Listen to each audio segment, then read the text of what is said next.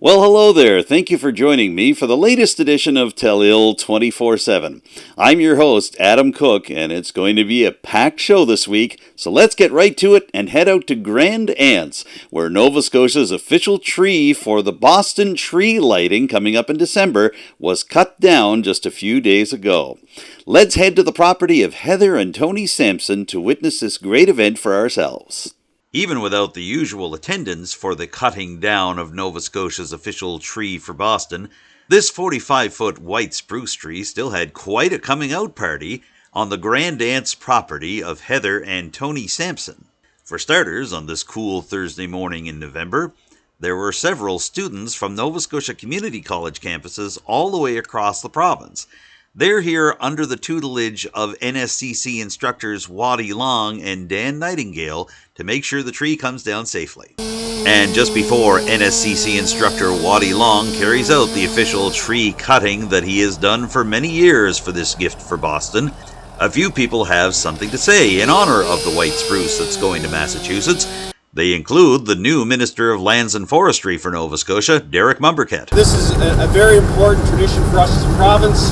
Our thank you to Boston for their support for us during the Halifax explosion, their care, their love, and their compassion. To have it from Cape Breton is extra special for me as an MLA here and the Minister here. To the family, to the Sampson family, thank you so much for donating this tree and being part of such an amazing tradition for Nova Scotia to do this for Boston each and every year.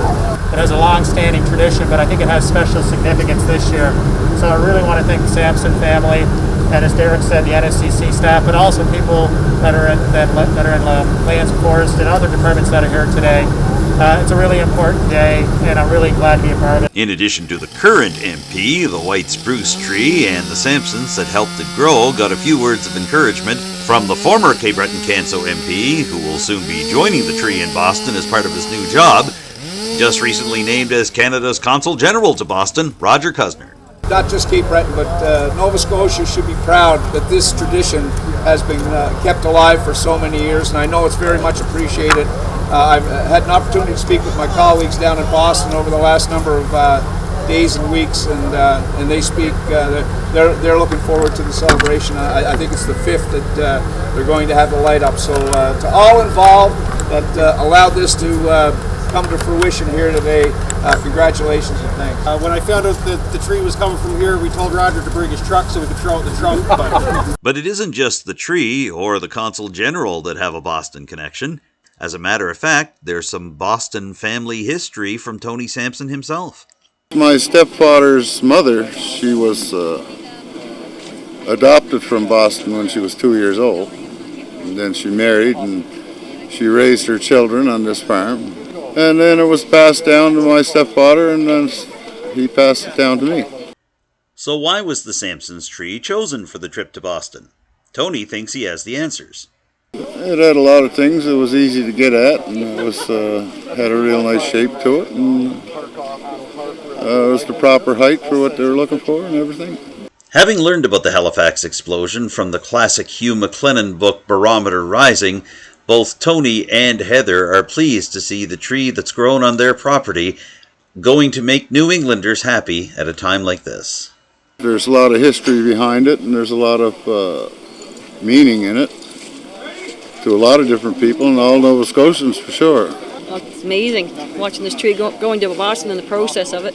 In addition to the historical significance of Boston officials' aid to Halifax following the 1917 explosion, there is also ancestral significance represented by a smudging ceremony and Mi'kmaq prayer given to the tree by local Mi'kmaq elders. So we are in Mi'kmaqi. Thank you for this donation to Boston, and thank you for your prayer today to bless the tree that's going down. As I've said, this is such a sacred tradition for Nova Scotia, and to have you here means everything to us. The generosity from Nova Scotia to New England doesn't end with the main tree being loaded onto the truck. As you can see here, there are smaller trees on the ground. These are going from the same site to United Way homeless shelters found throughout Boston to spread a little Christmas cheer to those who need it the most. And shortly after this tree was loaded onto the truck that would eventually take it to New England, It made a couple of stops at Richmond County schools to allow school children that missed the ceremonies today to be able to see the tree before it heads to New England. And as Tony and Heather Sampson and their dog Teddy Bear watch the tree being loaded onto the truck to head to New England, they can't help but wonder at the idea that this tree is officially dedicated to essential workers around North America during this time of the COVID-19 pandemic. We have the honor of having a very different Boston tree here. This is a COVID tree. Yeah. Just want everybody to have a really nice Christmas this year. Yeah. Everybody near and far. Merry Christmas, Boston. I hope you enjoy the tree and bring some smiles to people. Yeah, we're really looking forward to seeing it all lit up. Really looking forward to it. Following official send-off ceremonies in Halifax on Monday afternoon, the Sampsons' white spruce is now headed directly to Boston, where it will be set up and lit up during the first week of December. In Grand Anse for Telile 24/7, I'm Adam Cook. There are 3 people currently running to replace Stephen McNeil as the provincial leader of the Liberal Party and as Premier of Nova Scotia. They are Randy Delory, Ian Rankin, and the man that I'm just about to talk to right now, Labi Kousoulis. He's the MLA for Halifax Citadel Sable Island and the former Minister of Labour and Advanced Education. I caught up with him at the Fleur-de-Lis dining room in Port Hawkesbury. Here's that interview right now.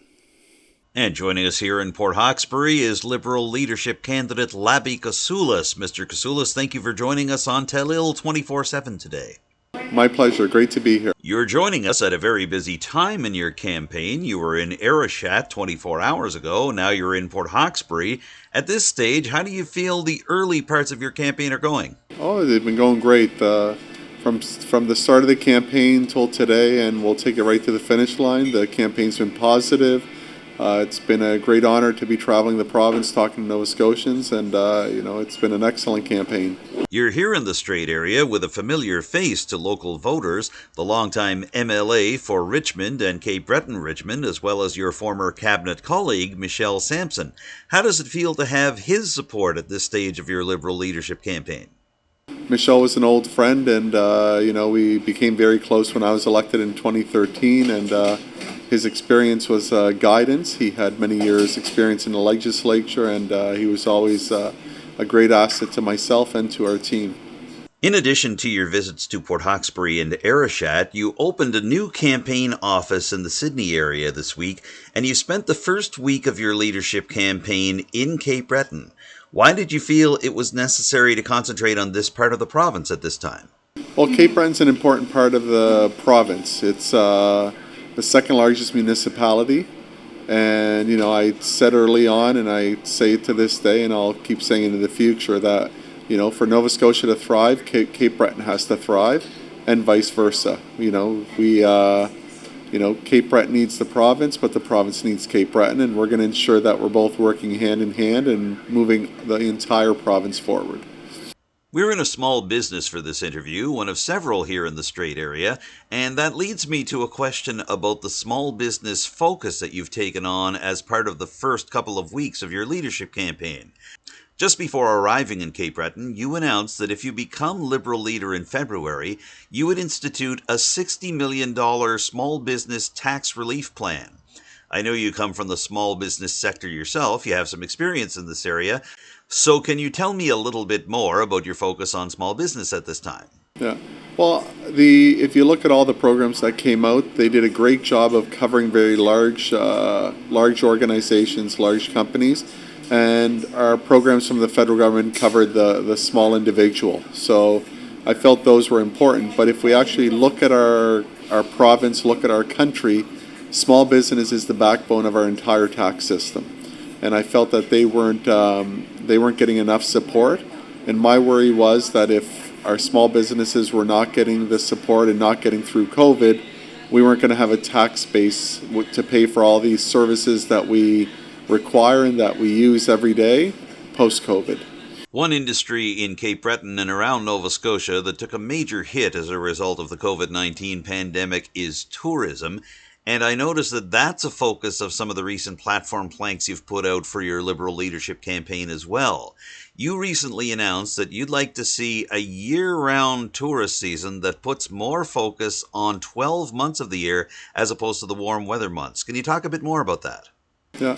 So a big part of that is it has to be a focus because we already have all of the infrastructure in place and we're only utilizing it for less than half the year. With the infrastructure in place, any more revenues we can get that industry goes right to their bottom line throughout the year. So when I look at the tourism sector across the province and especially here in Cape Breton, great opportunity. As we know, Cape Breton was voted the most beautiful island in Canada. And what we have to do is look at what are our winter opportunities. What sort of experience can we give people that they'll want to come here in the winter? And as well, tourism is it's a green economy because the visitors coming here, we can give them an experience that is very green in nature, good paying jobs, and I'd like to keep the individuals in that industry working all year round. We could expand our winter trail system. We could look at the investments that have already been made up at Cape Smoky, and there's a major investment happening there. That's going to keep attracting people to the area. And as we do that, it's just going to be very positive for all of Cape Breton. Mr. Kousoulis, we're going to talk tech right now because your campaign is putting a real focus on the tech sector, not just here in Cape Breton, but around Nova Scotia. Why is this such a big priority for you, and what do you feel you can do even on the local level for issues such as full high-speed internet coverage? Yeah. So when I came to Cape Breton with the tech sector, I saw a huge opportunity. I was amazed at the amount of mature companies who were employing Cape Bretoners, were selling their products not only in Cape Breton but throughout the world. And as I asked the entrepreneurs in Cape Breton what the opportunities were, there was one gap that I discovered, and that was seed money to get an entrepreneur started. So that's why I announced that we would invest $1 million annually, which should fund about 20 entrepreneurs a year.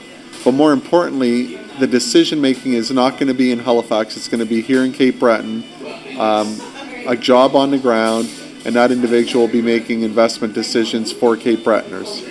Can you talk a bit about why your Liberal leadership campaign also prioritizes bringing more immigrants to the area, especially international students? Definitely.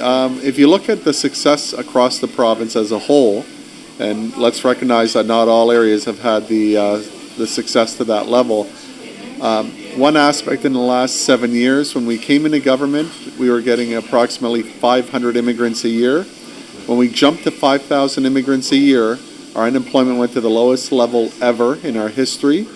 And, you saw areas thriving. Cape Bretoners saw it happen up in Sydney when we had an influx of international students. People very quickly noticed the apartments are full, the restaurants are full, we're filling jobs, more and more businesses are opening to service the thousands of new students that have come. I kept hearing a common theme: find a way for the province to keep the international students here after they graduate.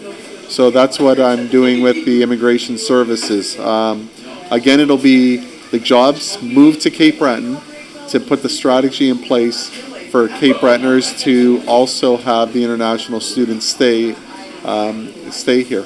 Let's shift the focus to healthcare, Mr. Kousoulis. The Strait area has been very active in recruiting general physicians to be able to come to the area. I'm wondering how you would help those particular doctor recruitment efforts and how you would look at healthcare from a provincial perspective in providing the services that our people need. So in terms of healthcare, we have to really keep our focus on attracting GPs and retaining them. This is a challenge in all of the country. So we're competing with every other province for this. And we also have to look at, when we do have our GPs here, how can we make them more efficient? So when I launched my healthcare policy, I spoke about making investments in nurse professionals for our doctors so that they can provide better services to their patients. And that means more timely access, because it's one thing not to have a doctor, But it's also another challenge when you have a doctor and you can't see them in a timely manner. So we want to make them more efficient. I also made a commitment to telehealth, and I made a commitment to virtual care, which is a patient talking to their doctor on the phone or via video conference. And a big part of it is that we need to ensure that we're using technology to increase our access. And, let's think about it. An individual who is, might not have mobility, might not have a vehicle, but lives far away from the doctor, that's a great way for them to have a doctor's visit. But we need, whatever that policy becomes, we need it to be patient-focused, and that was the other part of my announcement as well. We're in Port Hawkesbury today for this interview, just down the road from the Strait Area Campus and Nautical Institute for the Nova Scotia Community College. Your most recent cabinet portfolio, one that you held for a long time, was that of the Minister of Labour and Advanced Education, so you know the community college system well. What kind of support do you feel that a Labi Kousoulis government could offer to community colleges like those here in the Strait area? Well, we've already been doing it. So even as the minister, if you look at the new Sydney waterfront location, that's a $400 million investment into Cape Breton Island, which came through my department. And it's, individuals are already talking about how it's going to revitalize downtown. It's going to be an anchor, and I'm excited to see it progress. When I was up there, construction's already started and well underway. And it's going to be a phenomenal piece of infrastructure right on the waterfront and revitalizing that whole part of the city. Mr. Kousoulis, I'd like to shift from the advanced education portion of your most recent portfolio to the labor portion, although there is an education component in this question as well.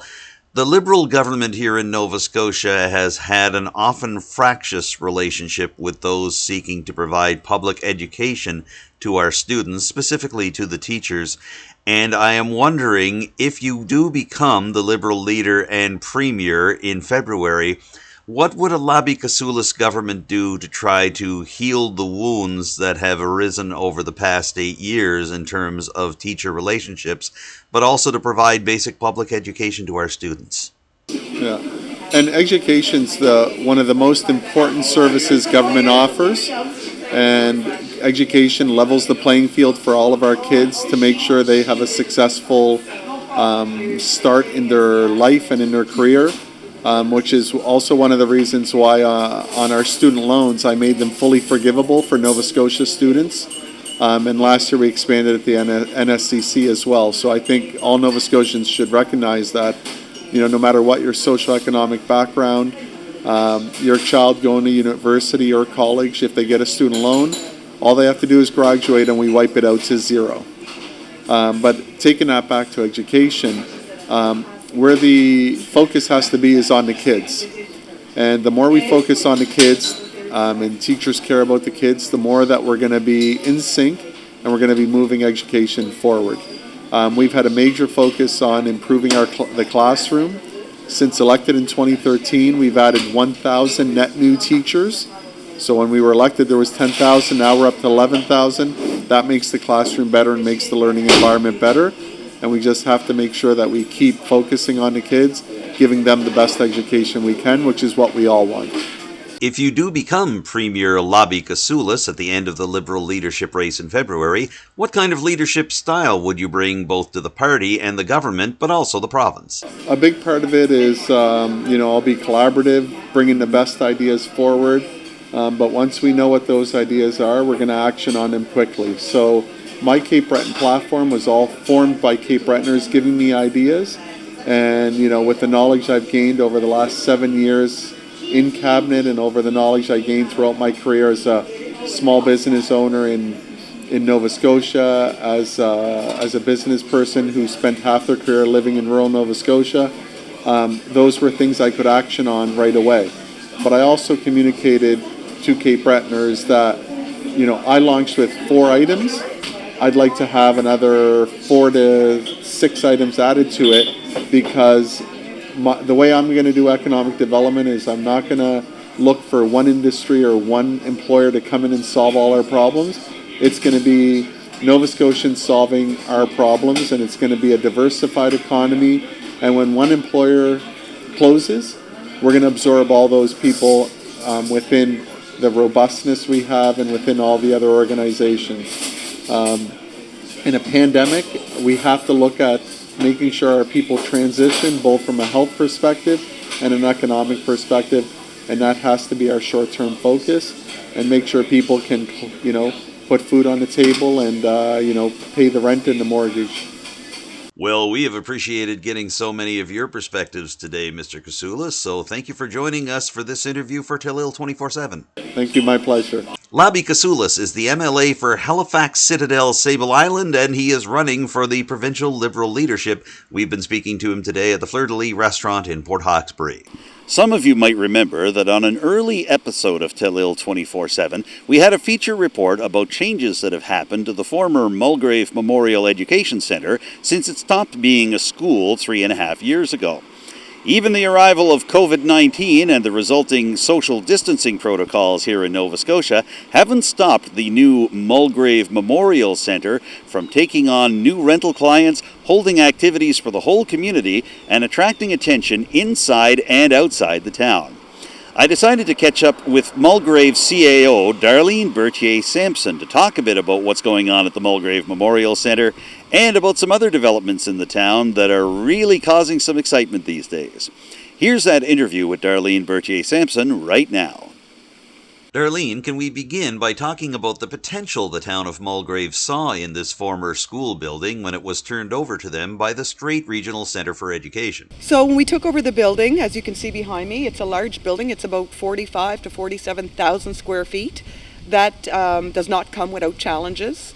So when we came in here, the first order of business was making it a safe building and getting it up to code, making sure our oil tank was certified, regulatory things like our elevator, installing, making sure our defibrillators were positioned properly and up to date, and our adding carbon dioxide detector. So going through that real safety list.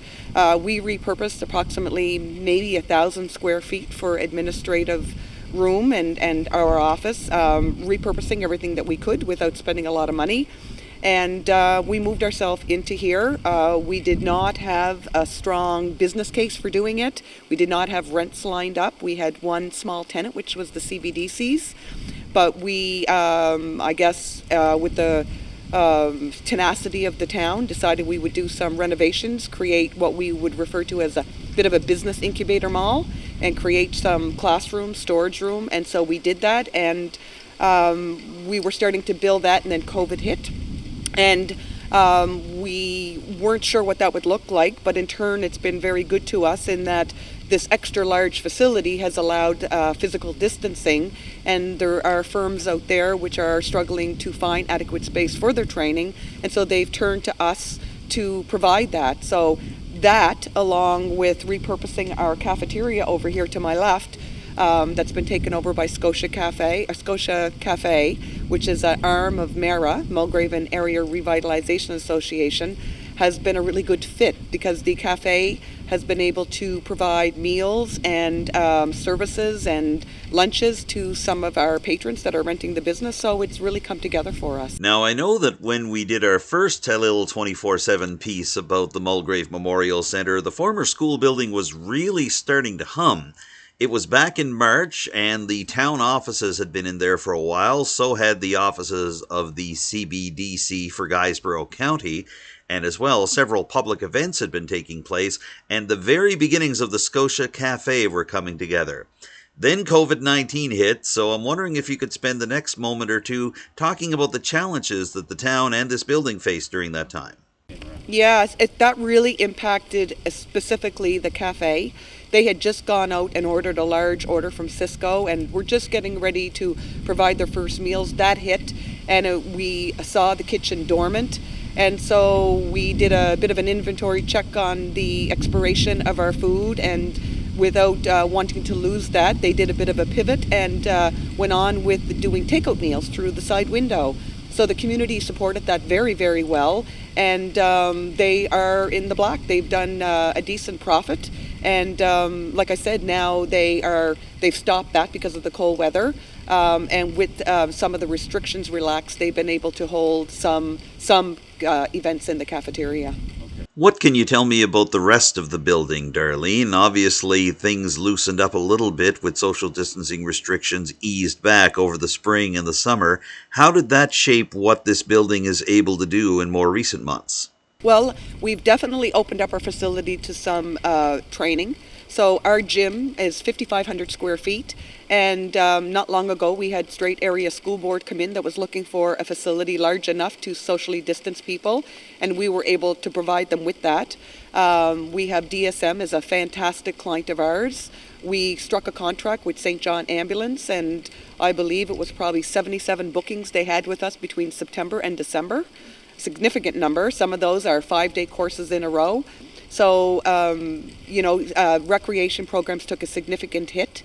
So that would be Heather Brennan, who's the director, and she had to cancel a lot of her programs, but she's slowly introducing those now as some of the restrictions get lifted, and using our gym so that people can distance and still have those activities. Now, even as we're doing this interview today, DSM is holding a training exercise up on the second floor. St. John Ambulance has been here a few times as well.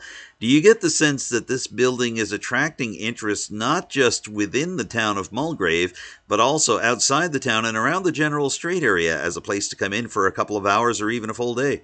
Oh, yes. So we were contacted here a couple of weeks back by a school in New Glasgow about holding their basketball tournaments here in our gym because we were a central location between New Glasgow and Sydney, and they had several bookings with us. Unfortunately, there has been a change in some of the protocols, and some of those students their area has been restricted, so they've had to cancel that. But that doesn't deter us whatsoever in the possibilities and potential with the building. That's a tiny little setback for the opportunity that we see. So we've tried to, I guess, get our costs down of running the building. As I indicated earlier, we changed over from heating regular oil to biofuel, and so it's made the building more financially feasible to heat and to operate, and that's gone a long way, and now we have backup source as well. So that system paid for itself, I think, and it was 4 to 5 months. So we've made some good decisions.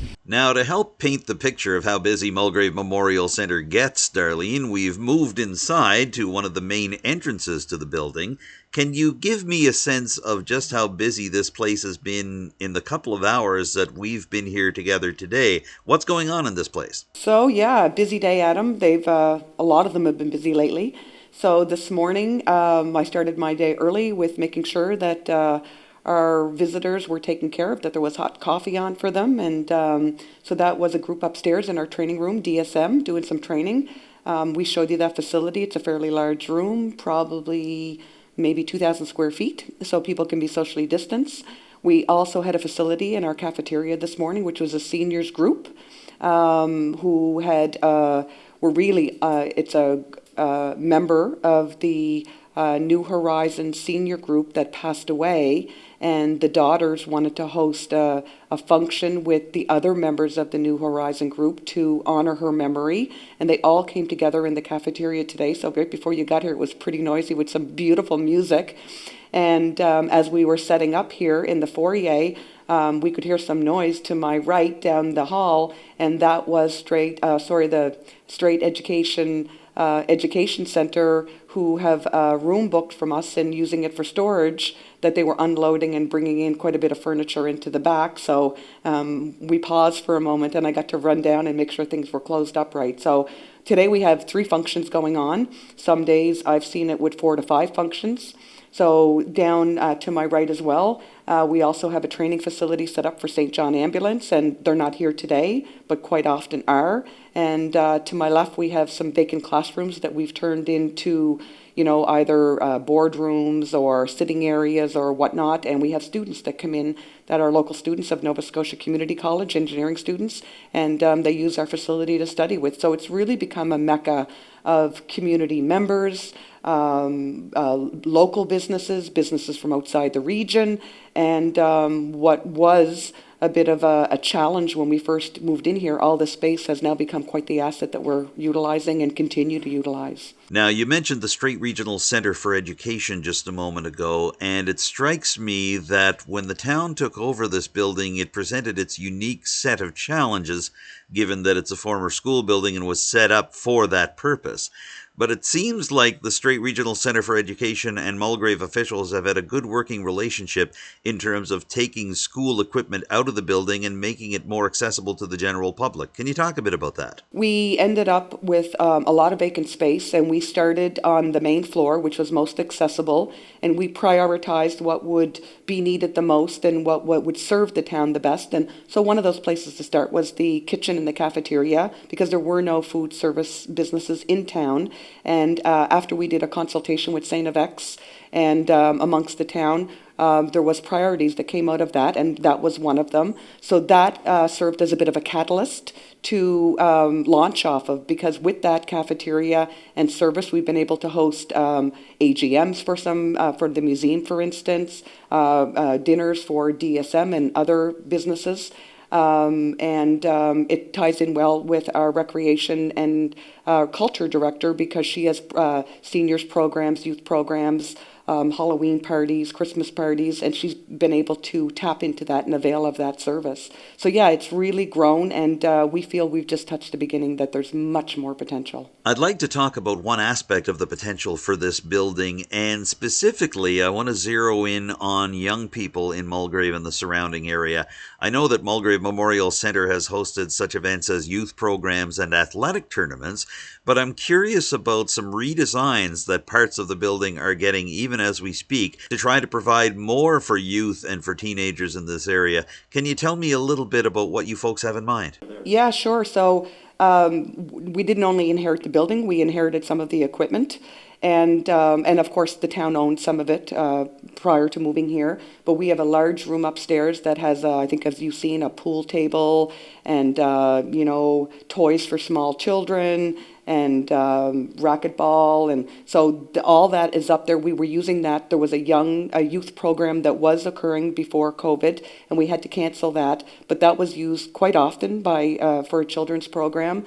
And in pockets, you will see some furniture, couches, and lots of tables. So, we have a boardroom, but we will be making another large area for a meeting room that's a bit more on the casual side, that if you wanted to have maybe a group of executives in a relaxed manner, that could come with a large boardroom, but a place to sit. We inherited a piano. So to me, that's the beginning of probably a music room somewhere. Wouldn't take a few more pieces of equipment to start putting that interest out there.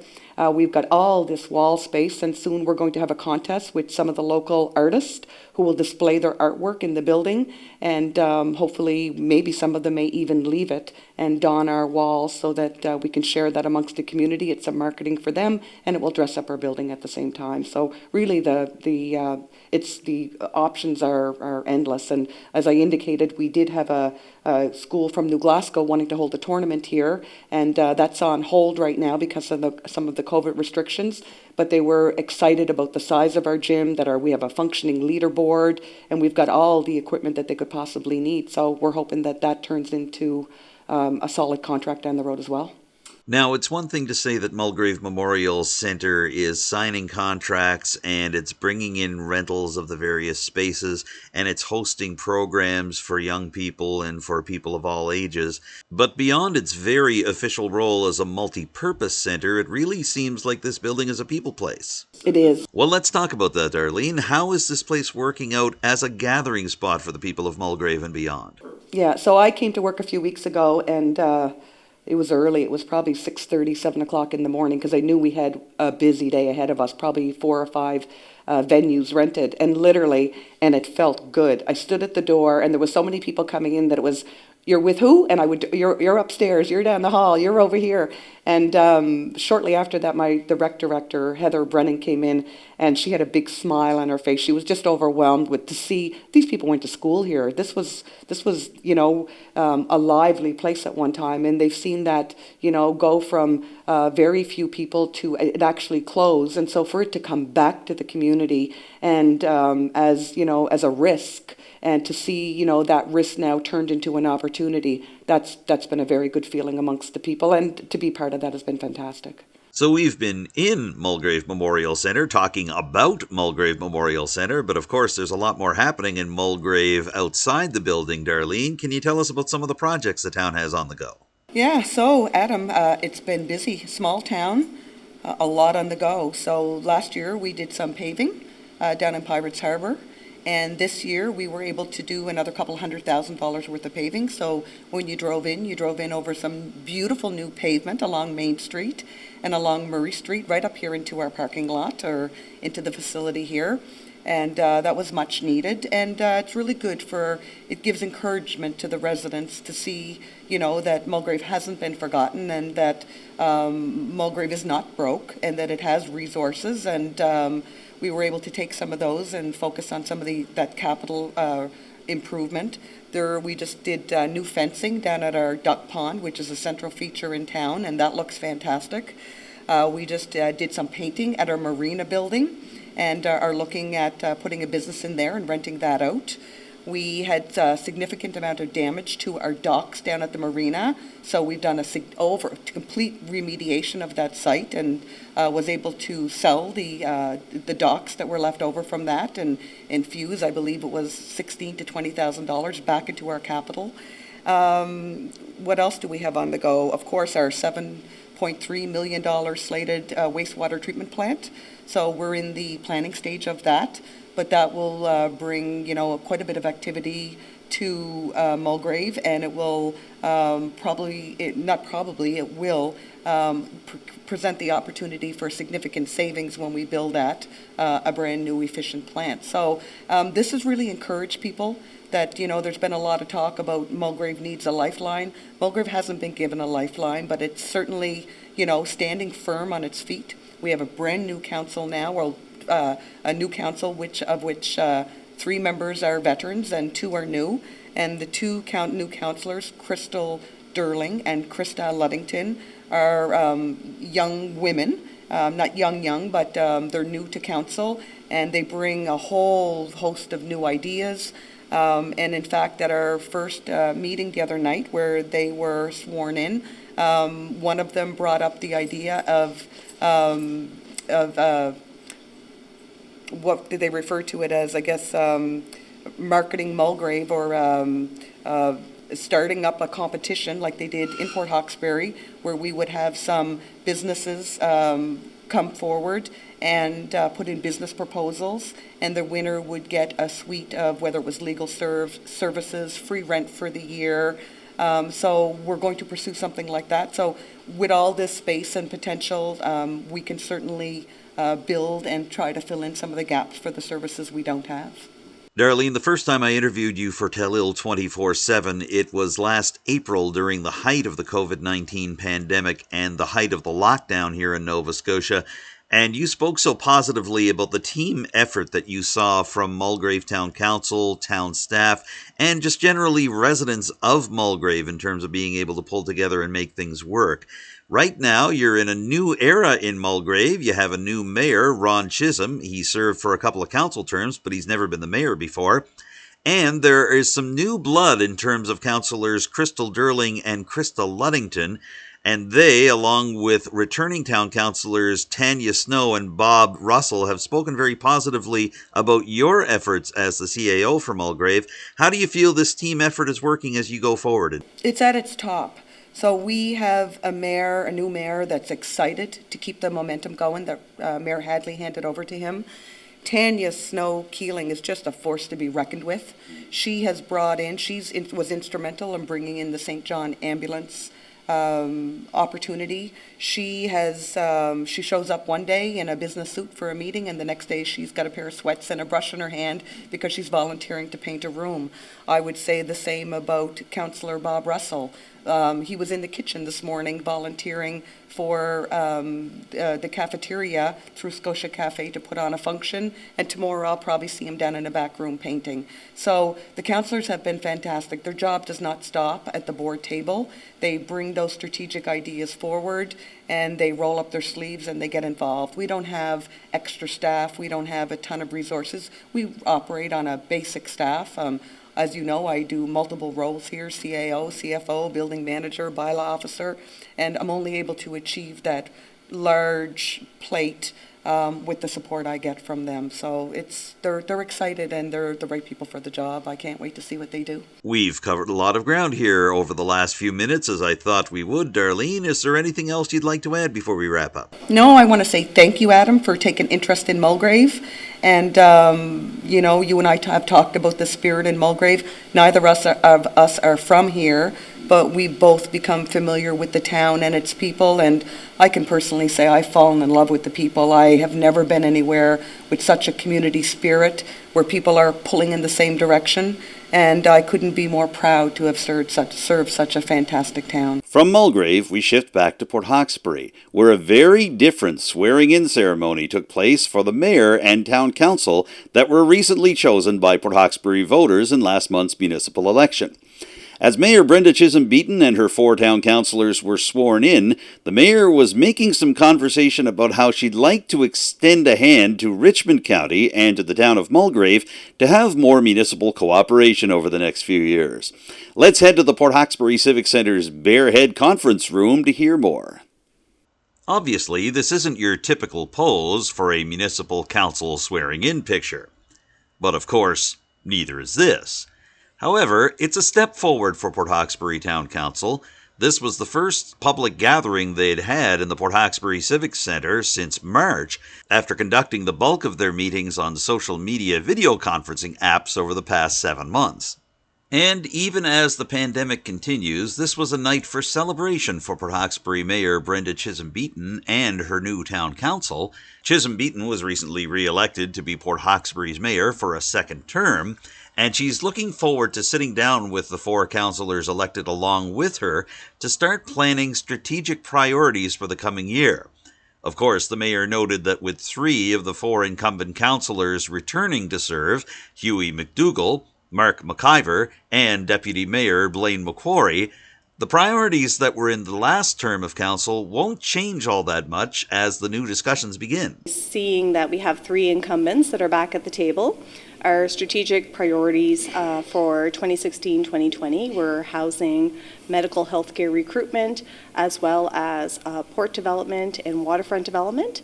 We will see a continuance of all of those priorities, and I'm assuming that our new councillor, Jason O'Coin, will be taking some ideas to the table as well. And there was certainly all kinds of great feedback that I was able to get at the doors as I was campaigning, going door to door over the past 3 months. Happy to take some of those ideas forward to council as well, and especially how the feedback relates to those strategic priorities. Housing, I think, is an exciting file, and we're really, going to dig in right away, and we will be very assertive in our plan going forward for the next 4 years. There'll be definitely no breaks, no rests. We're going to have a very busy 4 years. Shortly after her council was sworn in by Justice Laurel Halfpenny Macquarie, Mayor Chisholm-Beaton is optimistic that the next 4 years will include improved relationships between Port Hawkesbury and its neighbouring municipalities. She's planning to reach out to the new leadership in Mulgrave and Richmond County over the coming days, and while the relationship between Richmond and Port Hawkesbury soured over the past year due to the issue of fire service protection for Point Tupper, Chisholm-Beaton is hopeful that some ideas floated by the 2 councils in past years will resurface in the coming days and weeks to promote more cooperation in public and in private. One thing that we had hoped to achieve in the 2016-2020 term was to have our first historic joint council meeting of Richmond County and the town of Port Hawkesbury. That did not come to pass, and I am quite confident that we will be able to get to a point where we will be able to have that historic first joint council meeting between our 2 councils. We have so many synergies together, so many opportunities where we could be working together to create some efficiencies and shared service opportunities, as well as maybe some exciting new regional projects that we can launch together. I have a lot of optimism with regard to how we can move forward with Richmond County Council. I am so excited to meet the new councillors and start kind of creating those connections and some strong relationships so that, as we know, relationships lead to partnerships and partnerships lead to collaboration, and wonderful things can happen when you have two councils that are willing to sit at the table and work together. We co-own Landry Lake, which is our water utility, and we own and operate that together. I do believe there's opportunities for more. It is true that the joint in Business Park, Unity Drive is what it's called, certainly hasn't received the right amount of attention by both of our councils, but I really do have a lot of optimism that going forward for the next 4 years, that we will be able to really discover what could we do with that acreage together. How can we market it together? So the good news with regard to this particular file is that we now share a Community Economic Development Officer that is hired through the Cape Breton Partnership as part of the Cape Breton Regional Enterprise Network. And that officer is shared jointly by the Town of Port Hawkesbury and Richmond County Council. And that person will be working on behalf of both councils, and we get to set the stage, so to speak, with regard to the projects we would like that EDO to move forward with and work on. So the Light Business Park or Unity Drive can be one of those priorities that we set for that Economic Development Officer. So, even as they endeavor to maintain their social distance in the Civic Centre and around the council table, Port Hawkesbury's elected officials are hoping for success in reaching out to the people around them to work together within the Strait of Canso. In Port Hawkesbury, for Telile 24/7, I'm Adam Cook. This past weekend, the Diocese of Antigonish and its Roman Catholic churches held a special fundraising campaign to help the Canadian Catholic Organization for Development and Peace. Normally, there would be two campaigns, but the Share Lent campaign was lost this past spring because of COVID-19 restrictions that were in place at the time. Here's Terry O'Toole, a longtime development and peace volunteer, and a volunteer with the Diocesan Council for the Diocese of Antigonish, to tell us a little more about development and peace and what exactly it does. We're very pleased to have you here, and we are bringing you on because things have shifted, of course, for the Canadian Catholic Organization for Development and Peace in terms of how it's conducting its activities, including its fundraising activities through COVID-19. And I want to get to that shortly, but I'd like to begin by painting a picture of the organization and what it does, just in case there are some folks in our viewing audience that may still need a bit of a refresher course. You have been involved personally with development and peace for many years, including at the national level in Ottawa. Can you tell us a bit about what exactly the organization is, how it fits in with the Catholic Church locally, and what it does? It came out of the Vatican Council, Second Vatican Council, which ran from 1962 to 1965. And one of the documents that really gave it a push was the one called The Church in the Modern World. And the council really put a challenge to both the bishops and the laity. We have to look at the signs of the times here. What's happening in our time? When the council finished, there was a lot of the bishops from the developed world, the richer countries, went home feeling, fairly satisfied with things. But the bishops from Africa, Asia, and Latin America were saying, you're going home to fairly well cared for population, that has food and housing and clothing and the amenities of life. But our peoples are struggling like heck. The poverty gap between the wealthy nations and the poor nations is only increasing. So we have to develop a different structure, a different relationship. Poverty is not an accident, it is planned. It happens when wealthy countries take the natural resources of poorer countries for our own benefit, for our own wealth. So in 1967, which is the first year the development and peace started, Pope Paul VI came out with Pro Populorum Progressio, and he said that this has to be the basis for a new relationship. So from that Populorum Progressio, development and peace came along, and it asked Canadians to understand the reasons why poverty is existing, and that we have to have a new relationship. So one of the things that it did was it tried to set up a diocesan committee in every parish across the country. Mm-hmm. And in the midst or in the context of those committees, we would study the causes of poverty. And in the late 60s and into the 70s, we were into a lot of conflict in the world at that time. There was the Vietnam War. There was repression going on in Eastern Europe, in El Salvador. The Cold War was ramping up. Militarization was going on. And then we were told we have to pay attention. We can't be the ones who take the solution to the poorer countries. We have to let those poorer countries tell us what has to be done. You know, so that was a change in philosophy from that old charity to the recipient idea. You know, that we send money and hope things that get better. One of the big forces that was affecting development peace was called theology of liberation. And theology of liberation was going back to the exodus of the Israelites from Egypt, that people in captivity have to find a new way to live. And so that's what was happening with development peace, that we pay attention to what's going on there. So we became very, very involved. And actually the mantra for the church at that time was a preferential option for the poor, that we had to be looking at the needs that they had. And so in the 80s, we were seeing globalization was ramping up, and globalization saw a lot of manufacturing and so on moving from Canada and the US to Mexico and to other countries where there was cheap labor, no environmental regulations, no respect for human rights, in order to maximize a profit.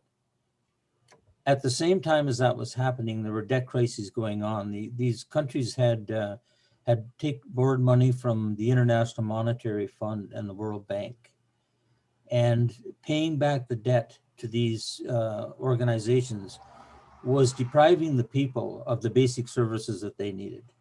You know, so we had a huge campaign in the mid 90s.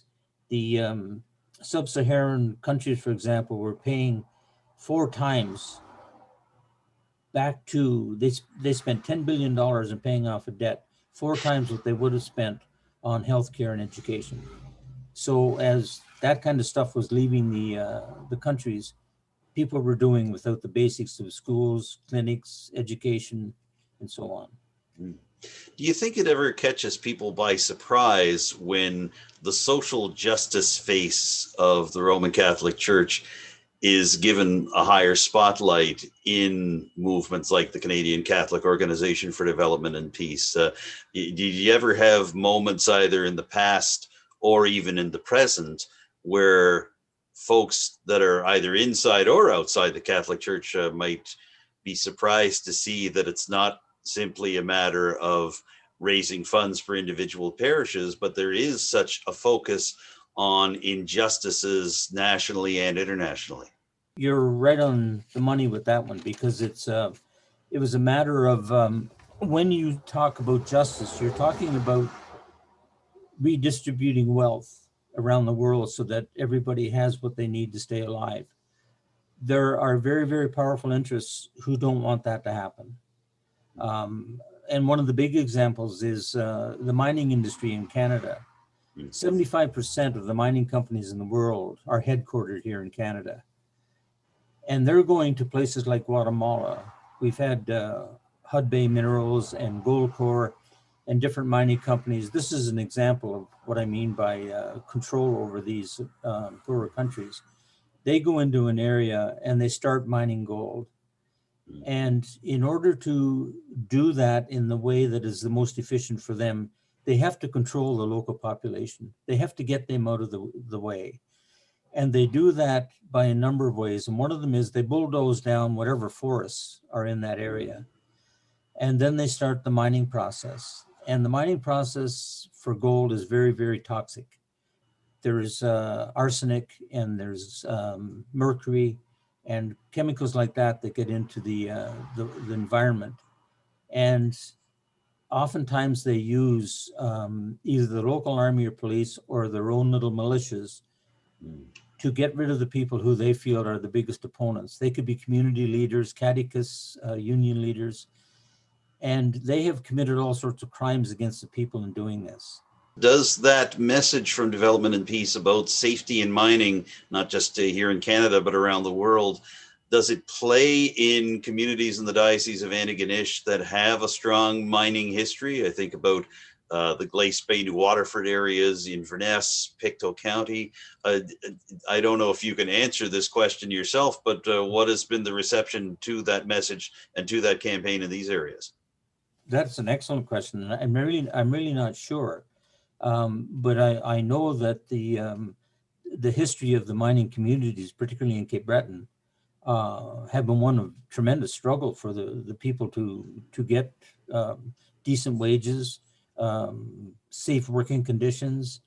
And we've seen the results of what happens in mining industries when there is not, the safety of the workers is not paramount in there. We saw that with West Ray. How many mining explosions and collapses have happened over the years because the owners refused to do what was necessary to make sure that the miners had safety. So when you bring up this mining question for communities in other parts of the world, people in Glace Bay, New Waterford, Dominion, Inverness, Pictou County, they have no trouble understanding what those people are up against because they've had firsthand experience of that kind of misuse of power. I remember Natalie McMaster, a renowned fiddler from this neck of the woods, being introduced as a Development and Peace ambassador 20 years ago. And, similar folks have come on board to support the program. But has it been more difficult to keep the profile of Development and Peace up in more recent times? Is that making your job and the jobs of your fellow committee members harder? Yeah. The president of Brazil does not care about COVID and has no plans to do anything about it.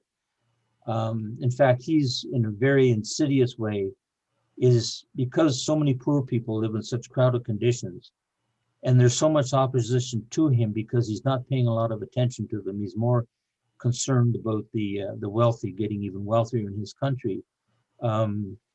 He's kind of hoping that COVID cleans out some of these people, like this a very nasty approach.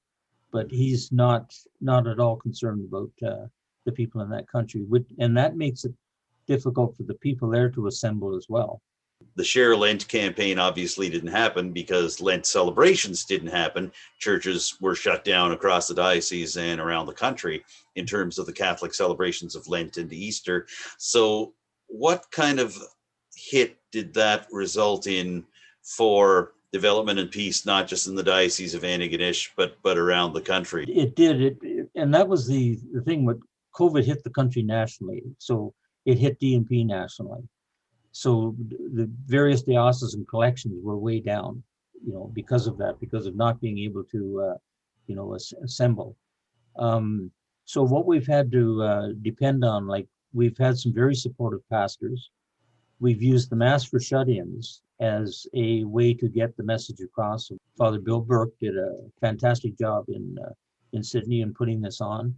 Our Bishop Kirkpatrick has sent out a letter to all the parishes, talking about development peace, its background, its importance to the Catholic Church, its gospel message, to all our partners. It's also a way of the diocese connecting with Pope Francis and what he wants.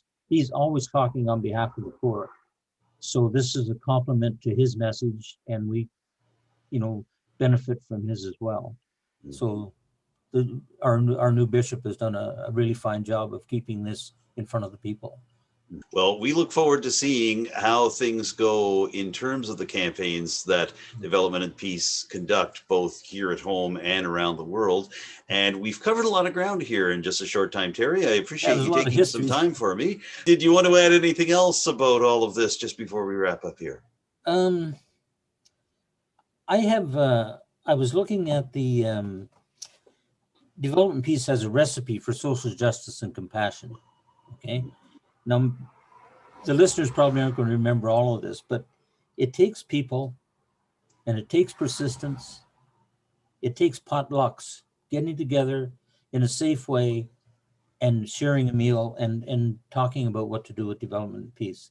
It takes the animators. It takes national participation. It takes youth.